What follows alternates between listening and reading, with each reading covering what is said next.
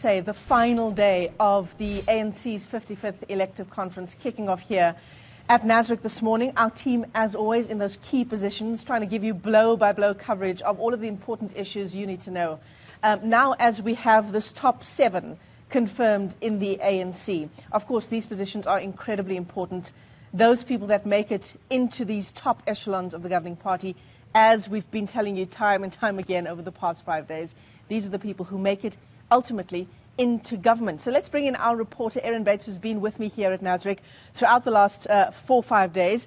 Erin, mixed reaction to President Cyril Ramaphosa's success. Was it? Were the margins as wide as perhaps as the president would have wanted, as wide and as comfortable? Well, I think at almost 600, it's much more comfortable than it certainly was in 2017 when he was going up against Dr. Nkosazana Dlamini-Zuma. That year, the margin was only 179 votes. So we're 400 up from that at 579 votes between the two of them. And it's the largest margin in that top 7 slate. And Michelle, what a relief to now be in a position to work on facts, to work on numbers, rather than trying to read the room as it moves, as things change, and with different ears on the ground, as we were discussing yesterday morning. Of course, those in Ramaphosa's camp are jubilant at what's happened, and that includes his spokesperson, Vincent Mkhize. Let's have a listen. Well, what has happened at conference is a positive outcome, not only for the governing party, but for the country, with respect to the president getting another opportunity to continue with the institutional reforms as well as the economic reforms that he has undertaken. It's a positive outcome for the country in that President Ramaphosa will continue to spearhead the fight against corruption and will continue to drive the focus on growing our economy. So, Michelle, talking about margins, we've been doing some number crunching overnight just to have a look at them. And interestingly, the margin for chair of the ANC was the narrowest in terms of the results here at the 55th National Elective Conference. The margins between Gwede Mantashe, who emerged victorious, and Stan Matabata, 44 votes. That's a tiny, tiny fraction of those over 4,000 voting delegates who participated in this elective conference. Then, of course, with Nomvula Mokonyane and Tina Joemat-Pettersson, who came up from the floor as a kind of surprise entry into the race.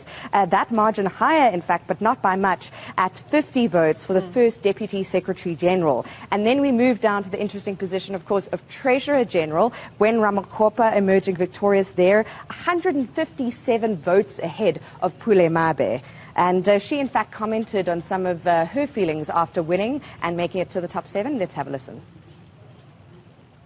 This moment is really a moment of celebration because I was asked by women to stand for women, especially after our 6th National Policy Conference, where the conference said it's about time that the top 6 at the time should have a minimum of 3 women. And this is now the reality. We have 3 women on the top 7 now. And this is historical. So it's not only historical for women to occupy an office, a full office, without being deputies, but it's also historic that women are 3 on as officials. Yeah, so Nomvula Mokonyane, they're talking about that question that we've been trying to answer going into conference, that question of representation. It's interesting as well, just on the sideline issues feeding into this conference. The issue of Nomvula Mokonyane, Gwede Mantashe as well comes to mind. Even the president comes to mind. Gwede Mantashe and Nomvula Mokonyane both implicated in the Bosasa scandal. Yes, named in the Zondo report, in that final report from now Chief Justice Raymond Zondo, recommended for investigation and potential prosecution over the allegations of corruption in relation to kickbacks from Bosasa. The president still has the Phala matter hanging over his head, as well as this private prosecution, which is still on the cards from former President Jacob Zuma. And so it's not entirely, sort of a clean slate, a blank page, as this new top 7 moves forward. But as we look at at that, until such time as the Hawks puts together its investigations and actually then hands that over to the prosecuting authority, it's really up in the air. There's a kind of suspense there around whether or not those Bosasa prosecutions will move anywhere. They're not on the cards at the moment in terms of Mokonyane or Mantashe, and they seem to have emerged pretty secure now in this top 7. The next issue, of course, Michelle, will be the NEC and what happens there. We had the list of 200 in the long list that Kgalema Motlanthe, as head of elections committee for the ANC, announced earlier this month. The nominations from the floor, we don't know about those. What we do know is that that process started getting going after the announcement of the top 7, but last word I had on that, we hadn't got much of an update. Shall we talk about the position of Deputy President Paul Mashatile emerging victorious, but one gets the sense that there was a lot of political wrangling in the build-up to that vote and ultimately to him taking the post? Yes, and we spoke about Mondli Gungubere speaking outside this very venue 2 days ago, in fact, in the morning, and pushing for Oscar Mabuyane, the Eastern Cape's preferred candidate for Deputy President. Paul Mashatile, very driven, very ambitious. He's been quite strategic in how he's played factional battles in the party and careful of when he speaks out and when he doesn't. I thought him and Ramaphosa looking quite cozy even before we had that announcement. They were sitting next to each other, him and Ramaphosa. They were talking with one another. There seemed to be a kind of warm sort of affability between them. How much one can read into that, as you've pointed out, these are politicians, they may well be playing to the cameras, but something must have happened to ensure Mashatile that second-in-command position, because we did understand that Mabuyane was a preferred candidate for some of those lobbying for Ramaphosa and his preferred list.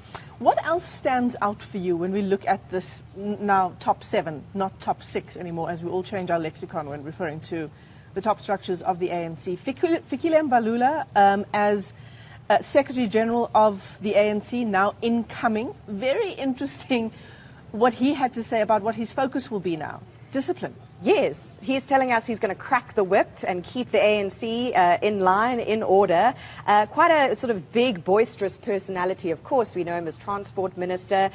Questions around whether he'll be able to stay in that role in Cabinet with the kinds of responsibilities that come with being Secretary General. Of course, he has 2 deputies now who will be supporting him in that work.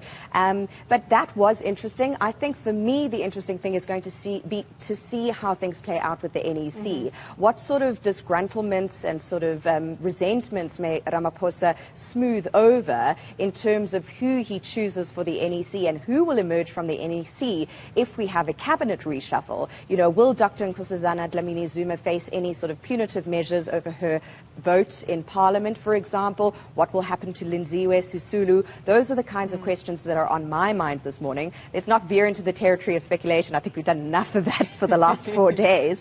But the other thing, of course, is how votes have happened at a provincial level. We spoke about this before, and to a degree, votes provincially are defined by the candidates from those provinces and their background as people from those locations, from those branches. And Police Minister Bheki Cele spoke about this very issue in relation to KwaZulu-Natal after the announcement yesterday. Do we have a soundbite on that issue? We do. All right. I must admit, we are not behaving good as the case, and from there, all my life is from there. I think we need to have a serious introspection ourselves as KZN before we blame anybody else. That's what we agree upon, that we'll go back and work on ourselves and find one another and work going forward.